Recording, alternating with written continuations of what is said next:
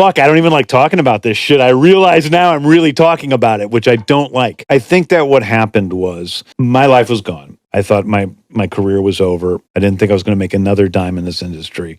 So I was just going to have to hold on to whatever I had made, which was nowhere near as much as I had hoped it would be, to last for the rest of my life and live a really frugal life. Yeah.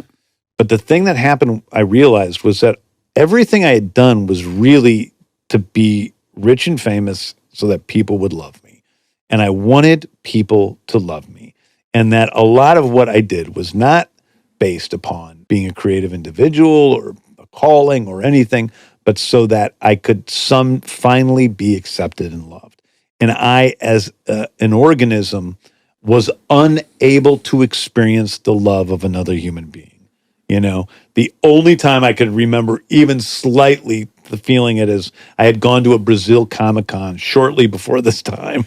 And I remember standing on stage and, you know, literally 8,000 people in the crowd chanting, James Gunn, James Gunn, and crying like girls at a Beatles concert. Yeah. And for the first time in my life, I said, oh, I'm at zero. I'm okay for the first time in my life. Right. That's fucked. That's how many people had to jump into the hole in your heart. Much fuck. They're strangers, and they're too. strangers. That's the part that's... And I went from feeling like that, and on that day when I had lost all the power I had lost the ability to cast anybody, I had lost everything.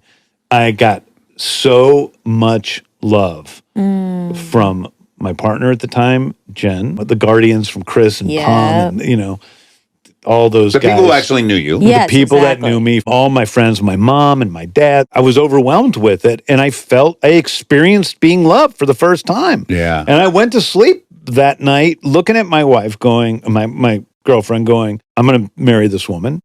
And I went to sleep that night going, you know, this started out as the worst day of my life, but I actually think it's the best day of my life. Yeah. Because I learned that I don't need to tap dance till the bones are showing through my toes to get people to like me. Yeah. And that was a really intense experience. And I kept it with me.